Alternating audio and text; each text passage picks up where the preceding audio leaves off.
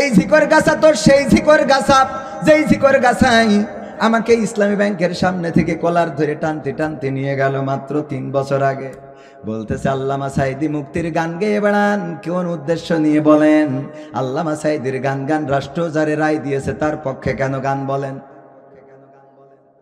আমাকে 3 বছর আগে, এবং সেটা লাইভ করলো।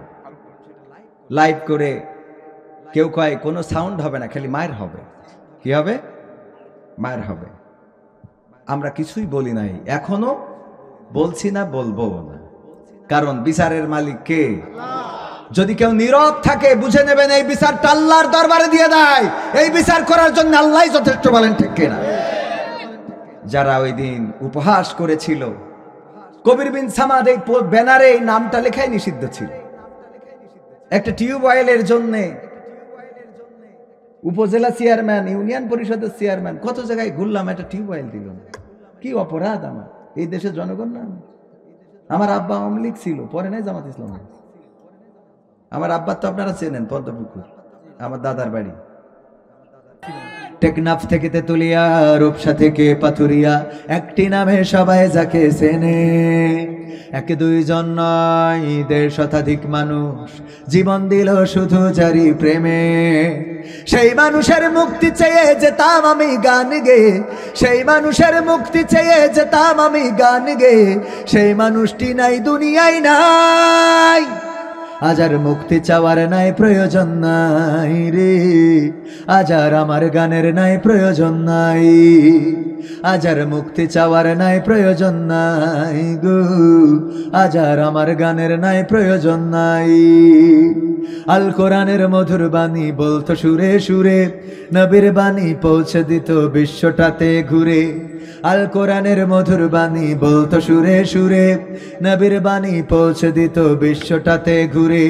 তার মুখের এই বয়ান শুনে হতো মুসলমান, বুকের সাথে বুক মিলিয়ে ধন্য কত প্রাণ। আল কোরআনের মধুর বাণী বলতো সুরে সুরে, নবীর বাণী পৌঁছে দিত বিশ্বটাতে ঘুরে। তার মুখের এই বয়ান শুনে হতো মুসলমান, বুকের সাথে বুক মিলিয়ে ধন্য কত প্রাণ। সেই মানুষের মুক্তি চেয়ে যেতাম আমি গান গেয়ে, ওই মানুষের মুক্তি চেয়ে যেতাম আমি গান গেয়ে। সেই মানুষটি নাই দুনিয়ায় নাই, আজ আর মুক্তি চাওয়ার নাই প্রয়োজন নাই গো। আজ আর আমার গানের নাই প্রয়োজন নাই, আজ আর মুক্তি চাওয়ার নাই প্রয়োজন নাই রে। আজ আর আমার গানের নাই প্রয়োজন নাই। লাখো লোকের সমাগম হতো তার সে মাহফিলে, এসব দেখে বাতিলের জানি কলিজা যেত জ্বলে। লাখো লোকের সমাগম হতো তার সে মাহফিলে, এসব দেখে আবু জাহেলের কলিজা যেত জ্বলে। সুরে সুরে তার কেটে যেত যে আধার অমানিসা, পথহারারা খুঁজে পেত সঠিক পথের দিশা। লাখো লোকের সমাগম হতো তার সে মাহফিলে, এসব দেখে আবু লাহাবের কলিজা যেত জ্বলে। সুরে সুরে তার কেটে যেত যে আধার অমানিসা, পথহারারা খুঁজে পেত সঠিক পথের দিশা। সেই মানুষের মুক্তি চেয়ে যেতাম আমি গান গেয়ে, ওই মানুষের মুক্তি চেয়ে যেতাম আমি গান গেয়ে। সেই মানুষটি নাই দুনিয়ায় নাই, আজ আর মুক্তি চাওয়ার নাই প্রয়োজন নাই রে। আজ আর আমার গানের নাই প্রয়োজন নাই, আজ আর মুক্তি চাওয়ার নাই প্রয়োজন নাই গো। আজ আর আমার গানের নাই প্রয়োজন নাই। টেকনাফ থেকে তেতুলিয়া, রূপসা থেকে পাথুরিয়া, একটি নামে সবাই যাকে চেনে। 1-2 নয়, 1.5 শতাধিক মানুষ জীবন দিল শুধু জারি প্রেমে। সেই মানুষের মুক্তি চেয়ে যেতাম আমি গান গেয়ে, ওই মানুষের মুক্তি চেয়ে যেতাম আমি গান গেয়ে। সেই মানুষটি নাই দুনিয়ায় নাই, আজ আর মুক্তি চাওয়ার নাই প্রয়োজন নাই রে। আজ আর আমার গানের নাই প্রয়োজন নাই, আজ আর মুক্তি চাওয়ার নাই প্রয়োজন নাই গো। আজ আর আমার গানের নাই প্রয়োজন নাই। এই গানটা বাংলাদেশে গাইতাম যে আমি সেই মানুষের মুক্তি চেয়ে যাই। এই গাওয়ার কারণে, এই গান গাওয়ার কারণে আমাকে জিকরগাছায় ধরে নিয়ে শুধুমাত্র কৈফিয়ত চাওয়া হলো যে রাষ্ট্র যাকে যুদ্ধাপরাধীর মামলায় রায় দিয়েছে তার বিরুদ্ধে গান গেয়ে কি আপনি রাষ্ট্রদ্রোহী পাপ করেননি? আমি বললাম সে রাষ্ট্রের কাছে অপরাধী হতে পারে, কিন্তু আমাদের কাছে একজন কোরআনের খাদেম, একজন মুফাসসির, গোটা বাংলাদেশে তাফসীর করেছেন, যার আলোচনা শুনে তাওহীদি জনতারা জাগ্রত হয়েছে, যার আলোচনা শুনে পথহারা মানুষেরা পথের দিশা পেয়েছে, যার আলোচনা শুনে অন্যান্য ধর্মাবলম্বীরা ইসলামের আলোয় আলোকিত হয়েছে, কোরআনের আলোয় আলোকিত হয়েছে, কালেমা পড়ে মুসলমান হয়েছে, জান্নাতের পথটা খুঁজে পেয়েছেন। এই কোরআনের পাখির পক্ষে গান গায়। রাষ্ট্র কাকে রায় দিয়েছে তার বিপক্ষে বা তার পক্ষে নয়, বরং আমি শুধুমাত্র একজন কোরআনের তাফসীর কারক, তার পক্ষেই কথা বলি, তার পক্ষেই গান গায়। অপরাধ এটাই, আমাকে জয় বাংলা বলতে হলো, জয় বঙ্গবন্ধু বলতে হলো।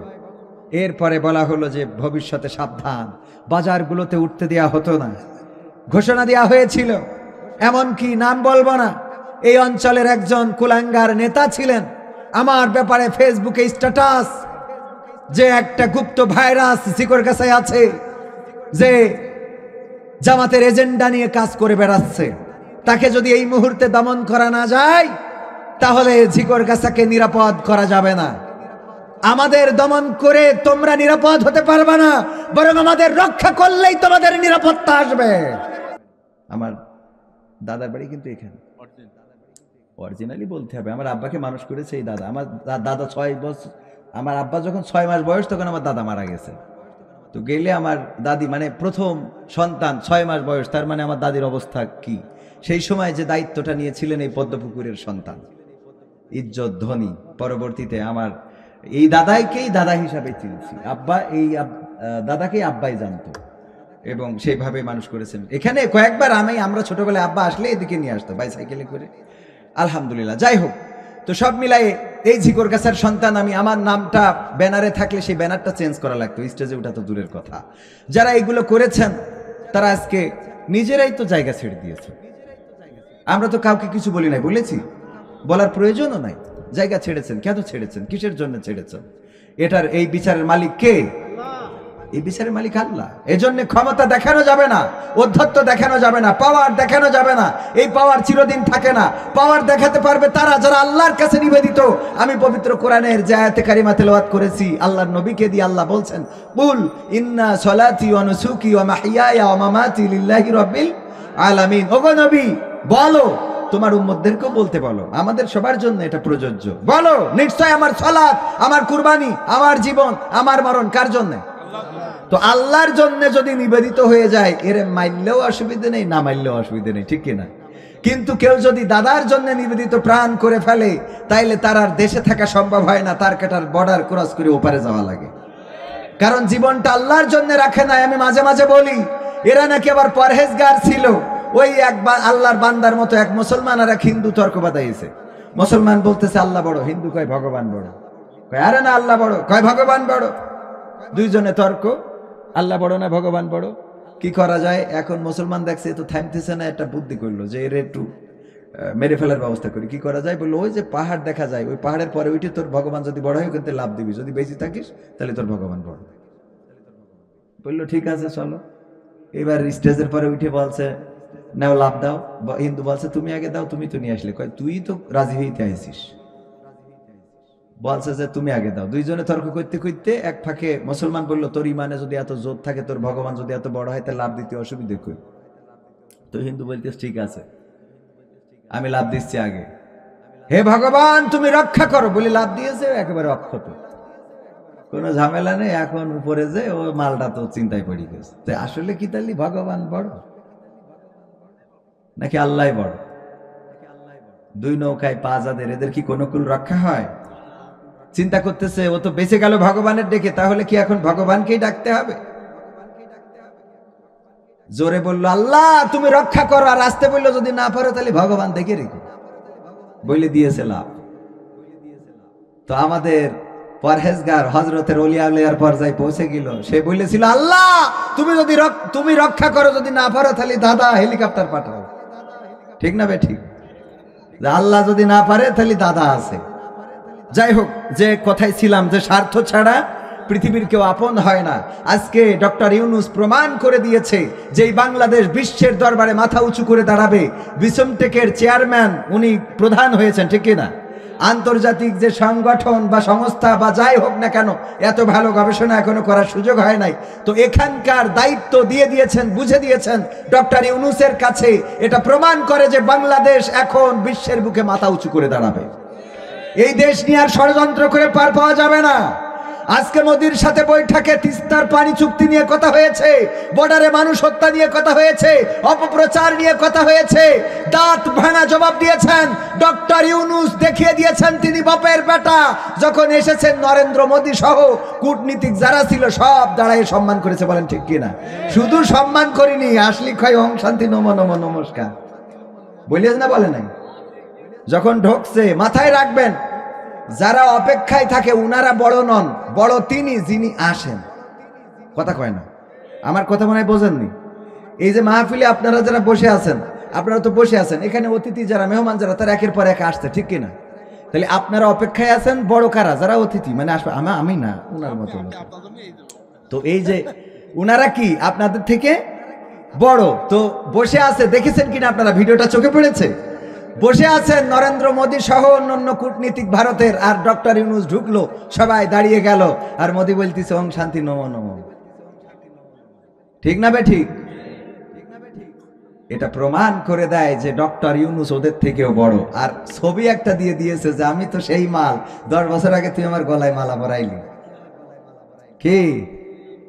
আর আমাদের দিদি যেইতে নিজি ধর্ম, নিজের মুসলমান, যেইতে ওখানে আবার তিলক লাগাইতো। কথা কয় না, ঠিক না? ঠিক। কোন মুসলমান যদি কোন ধর্মের অনুসরণ করে, সেই ধর্মের কোনো কিছু ধারণ করে, তার মুসলমান পরিচয় দেওয়ার কোনো অধিকার থাকে না। কারণ একজন মুসলমানের সন্তান এই দেশে ইসলাম প্রচারের জন্য এসেছিল। বঙ্গবন্ধুর পরিবার ইরাক থেকে এসেছিল ইসলাম প্রচারে। সেই পরিবারের সন্তান হয়ে তিলকের কলঙ্ক মাথায় লেপন করে প্রমাণ করে দিয়েছে মুসলমানের সাথে পরিবারের সম্পর্ক। তারপরে আবার বলে যে শেখ হাসিনা পালাই নাই। কি করেছে? শেখ হাসিনা হিজরত করেছে। কি করেছে? তো হিজরত যদি করে থাকে তা মক্কা মদিনায় যাবে, তোর দাদার দেশে যাবে? হ্যাঁ, যেখানে গেলে দুটো সোয়াব হবে নাকি? যেখানে গেলে দুইটা সোয়াব পাওয়া যাবে, ইবাদত বন্দি করা যাবে। হিজরত তো সেখানে হবে, হিজরত দাদার দেশে হয় কেন খালি? তো এই জন্যে এটা প্রমাণ করে দেয় যে ইসলামের সাথে তাদের কোনো সম্পর্ক ছিল। আর ডক্টর ইউনূস যতদিন আছে এই দেশে অন্তত পথ হারাবেন। আমরা নির্বাচন চাই। আবার আপনি মনে করেন না যে নির্বাচন চাইলে তো, নির্বাচন না হলে তো আমাকে জামাত ক্ষমতায় যেতে হবে। তো এই জন্য নির্বাচনের দরকার আছে না নাই?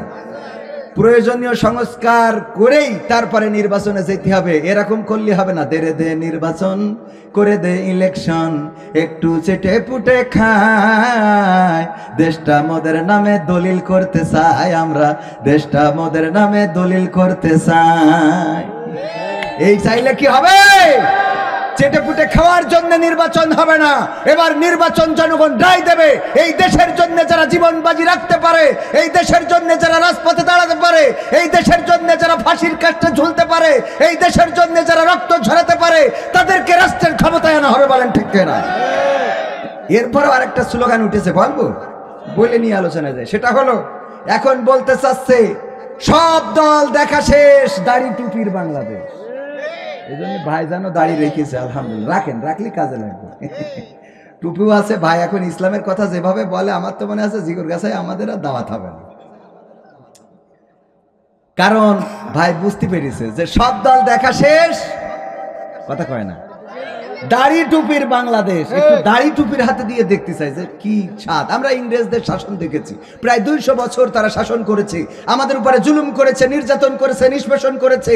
তারপরে আমরা পাকিস্তান দেখেছি, আমাদের পাকিস্তানরা 23টা বছর আমাদের উপরে জুলুম করেছে, নির্যাতন করেছে, ধর্ষণ করেছে, গণধর্ষণ করেছে, হত্যা করেছে, লুটতরাজ করেছে, আমাদের উপরে যা মনে চাই তাই করেছে। তারা শান্তি দিতে পারে নাই। এরপরে আমরা 71 দেখলাম, 71 পরবর্তী আজ স্বাধীন স্বাধীনতার 53 বছর পার হয়ে গেল, আমরা স্বাধীনতা পরবর্তী কেউ বলেছে নতুন বাংলা গড়বে, কেউ বলেছে সবুজ বাংলা গড়বে, কেউ বলেছে আলোকিত বাংলা গড়বে, কেউ বলেছে সোনার বাংলা গড়বে, কেউ বলেছে ডিজিটাল বাংলা গড়বে, আর আমার ওবায়দুল কাদের কাকা স্মার্ট বাংলা গড়তে যে স্টেজই ভেঙে ফেলছে। ঠিক না বে ঠিক?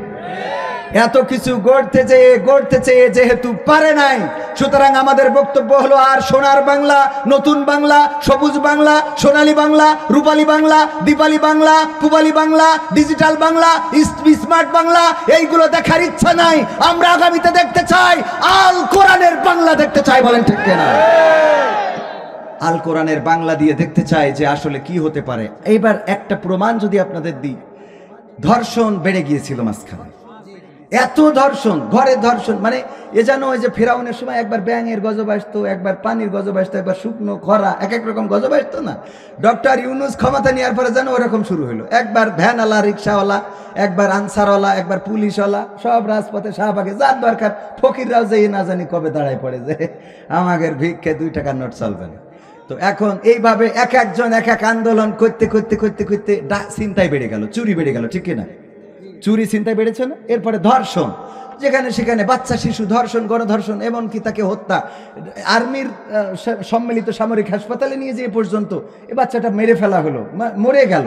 আমি জানি না যে মারা হলো না, কারণ একটা ষড়যন্ত্র চলছিল। বলেন ঠিক কিনা? তো এরপরে বামেরা আবার দাঁড়ায় গেল রাজপথে। কোথায়? শাহবাগে। বামেরা কি দাবি করলো? যে ধর্ষণের শাস্তি হতে হবে মৃত্যুদণ্ড। বামেরা, যারা আল্লাহতে বিশ্বাস করে না, কোরআন বিশ্বাস করে না, তারা কি শাস্তি চেয়েছে? কারা চেয়েছে? তো বামেদের বোঝা উচিত আমার আল্লাহ 1400 বছর আগে এই ধর্ষণের শাস্তি কি দিয়ে দিয়েছে? কোরআনে কয় কোরআন মৃত্যুদণ্ড। আল্লাহ দেওয়া শাস্তি কি? বামেরাও চাই কি? আর ডানিরা তো মৃত্যুদণ্ড, এ তো চাওয়ার দরকার নেই, এটা তো অলরেডি খাতা কলমে আছে। ঠিক না? তো তার মানে ধর্ষণের শাস্তি যেহেতু মৃত্যুদণ্ড চাও, সুতরাং বেশি কিছু দরকার নেই, কোরআনটা সংসদে বসাই দাও। যদি দুর্নীতিমুক্ত না হয় তাহলে আমরা হুজুররা এই দেশ ছেড়ে পাকিস্তানে যাব। কথা কয় না? ঠিক না বে ঠিক? একটা ধর্ষণের শাস্তি যদি কোরআন দিয়ে দেখিয়ে দেওয়া হতো, চুরির শাস্তি যদি হাত কেটে দেওয়া হতো, ছিনতাইকারী শাস্তি যদি এক পাশের পা অপর পাশের হাত কাটা হতো, যদি কেউ হত্যা করে তার শাস্তি যদি কতল করা হতো, গলা থেকে মাথা আলাদা করে দেওয়া হতো, তাহলে এত খুন খারাপি এই জমিনে হতো? এগুলো বাড়ার পিছনেও কারণ ছিল। কারণ বলবো? কারণটা বলি। কারণ হলো একবার এক কাফন চোরা মারা যাওয়ার সময় সন্তানদের ডেকে বলছে, শোনো, আমি মারা যাওয়ার পরে তোমরা এমন কিছু করবা যাতে অন্তত আমাকে মানুষ ভালো বলে। আমাকে কি বলে? তো ওই সন্তানরা ওরাও কাফন চুরি করে, মানসি বলে যে এর আব্বাও কাফন চুরি করতো, এও কাফন চুরি করে, এর তো কেউ ভালো, আব্বার তো কেউ ভালো কয় না। সবাই বাপেরে খারাপ বলে যে ওর বাবা ছিল কাফন চোর, সন্তানও হয়েছে কাফন চোর। সন্তানরা চিন্তা করলে এর থেকে নামাজি হয়ে যায়, রোজাদার হয়ে যায়, আল্লাহওয়ালা হয়ে যায়। আল্লাহওয়ালা হয়েছে, মসজিদে গেলি কয় মসজিদে এসেছে, তাতে কি হবে? ওর বাপ ছিল কাফন চোর। তো চিন্তা করলে এতেও তো কাজ হবে না, তাহলে কি করা যায়?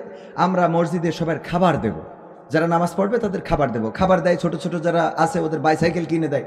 কয় এই বাইসাইকেল কে দিয়েছে? তা ওই যে কাফন চোরা ছেলেরা দিয়েছে। তাহলে ভালো কাজ করেও কি বাবারে ভালো বলতেছে? কারে খারাপ বলতেছে? বাবারে। তো চিন্তা করলো এই ভালো কাজ করে আর লাভ নাই, এটা ছেড়ে দিয়ে আবার কাফন চুরি শুরু করি। তবে কাফন চুরি করতে হবে, এখন শুধু চুরি করলে হবে না, যেই গোরস্থানের কাফন চুরি করবো, লাশটা তুলে নিয়ে বাঁশ একটা ভরি দিয়ে ওই যে ওখানে তেল পাম্পের সামনে যে মূর্তিটা আছে ওখানে টেঙায় রাখতো। এই কাজ যখন করিছে, মানুষ বলা ধরলো যে এর থেকে তো এর বাপ ভালো ছিল। কথা বোঝেন? মানে ওদের বাপ তো খালি কাফন চুরি করতো, এ তো কাফন চুরি করে পাশার মধ্যে বাস ঢুকে আবার এই উপজেলার মোড়ে টাঙাইতে হয়। তাহলে এদের থেকে তো এদের কি ছিল? বাপ ভালো ছিল। আমাদের দেশে একের পর এক চুরি, ছিনতাই, ডাকাতি, খুন খারাপি একের পর একটা করে আসতেই থাকলো, যেন জনগণ বলতে পারে আগেই তো ভালো ছিল। ঠিক না বে ঠিক? সেগুলো বন্ধ হয়ে যাচ্ছে এবং যাবে ইনশাআল্লাহ। ষড়যন্ত্র করে লাভ হবে এই দেশের যারা জনগণ বুঝে নিয়েছে রক্ত দিয়ে। সুতরাং এই দেশ গড়ার জন্য আমরা বাংলাদেশে কোরআনের আইন দেখতে চাই। কোরআনের আইন যদি বিএনপি কায়েম করে আমাদের কোনো আপত্তি আছে? যদি জামাত কায়েম করে আপত্তি আছে? যদি আওয়ামী লীগ কায়েম করে আপত্তি আছে? কিন্তু জামাত, হেফাজত, হুজুররা যদি কোরআনের বিপক্ষে যায়, তাদের বিপক্ষে আমরা দাঁড়াতে রাজি আছি না নাই? আল্লাহ আমাদের সেই তৌফিক দান করুন, বলেন আমিন। আলোচনায় যাব, কথা বেশি বাড়াবো না। আপনারা কি শুনতে রাজি আছেন? শেষ করে যাবেন ইনশাআল্লাহ? কষ্ট হবে আপনাদের? এই কথাগুলো বাস্তবতার সাথে কিছু কথা না বললে হয় না, না বলে নিলে আবার ভাইও মাইন্ড করবে যে আমি একটু রাজনৈতিক নেতা আছি, আমি রাজনীতির কথা আসলে বলতে চাই না, আমার একটু আমার পক্ষে বললো না, ভাইজান বিএনপি করে, পক্ষে একটু বলার দরকার আছে না নাই? তো ভাইদের ভালো সহি বুঝ দেওয়ার দরকার আছে না নাই? সহি বুঝ ছিল না, উল্টো পাল্টা খালি যে নেই যাচ্ছিল, খালি নির্বাচন করছিল। কিন্তু ডক্টর ইউনূসের হাতকে আগে শক্তিশালী করতে হবে, দেশকে দেখাই দিতে হবে দাদার পক্ষে যে যদি নির্বাচন চাই তাদের ভোট এই বাংলাদেশের জনগণ দেবে না। দাদার ষড়যন্ত্রে এই দেশে কোনো নির্বাচন হবে না। বাংলাদেশের মানুষ দাদার প্রেসক্রিপশনে আর চলবে না। দাদার প্রোডাক্ট যেটা ছিল সেটা ওই দেশে নিয়ে যাওয়া শেষ। এখন যারা আছে তারা দেশপ্রেমিক, দাদার ওকালতি দালালি যারা করবে তারা জামাতের হলেও অন্তত এই দেশে জায়গা হবে না। ভিসা না দিলেও তার কেটার বেড়া পার করবে, কথা কয় না। ভিসা যদি নাও দেয় তাও তার কেটার বেড়া পার করে দেওয়া হবে, কারণ আমাদের বন্ধুত্ব হবে সমানে সমান। তোমরা সীমানায় বর্ডারে মানুষ হত্যা করবা আর আমরা তোমাদের ওই পতাকা বৈঠক করে লাশ নিয়ে আসবো, সেটা হবে না। আমাদের লাশ ফেললে তোমাদেরও লাশ পড়বে। ওরা লাশ মারতে মারতে এখন আর আমাদের তা না মেরে, সেদিন পত্রিকায় দেখলাম ওগের তা নিজের একটা মেরে বসে দেখেছেন আপনি? বাংলাদেশে মনে করি গুলি করে মেরি দেখে না আমাদের তা। কারণ এখন তো বাংলাদেশিরা বুঝে গেছে আর দরকার নেই। দাদা আমাদের সরকার যেহেতু সব দ্রব্য মূল্যের দাম কম রেখেছে, রোজার মাসে কি কারেন্ট গেছে? সাহারির সময় কারেন্ট পাইছেন না? ইফতারিতে পাইছেন কিনা? আলহামদুলিল্লাহ, দেশ এভাবে এগিয়ে যাবে, এগিয়ে যেতে হবে। যেখানে অন্যায় সেখানে প্রতিবাদ প্রতিরোধ আমাদেরই করতে হবে। এই দেশ আমাদের করতে হবে, আর চুপ থাকা যাবে না। আমার ছাত্ররা যদি রক্ত দিতে পারে, অনেক মায়েরা এখনো কাঁদে, একটাই মাত্র সন্তান ছিল, সেটাই রাজপথে রক্ত দিয়েছে। তো আমাদের এই রক্ত দিলে কোনো আর অসুবিধা আছে? বিনিময়ে আমরা স্বাধীনতা পেয়েছি, দেশ পেয়েছি, যেই দেশে কথা বলার অধিকার পেয়েছি, সেই দেশকে রক্ষা করার দায়িত্ব আমাদের। আল্লাহ আমাদের সেই তৌফিক দান করুন, বলেন আমিন।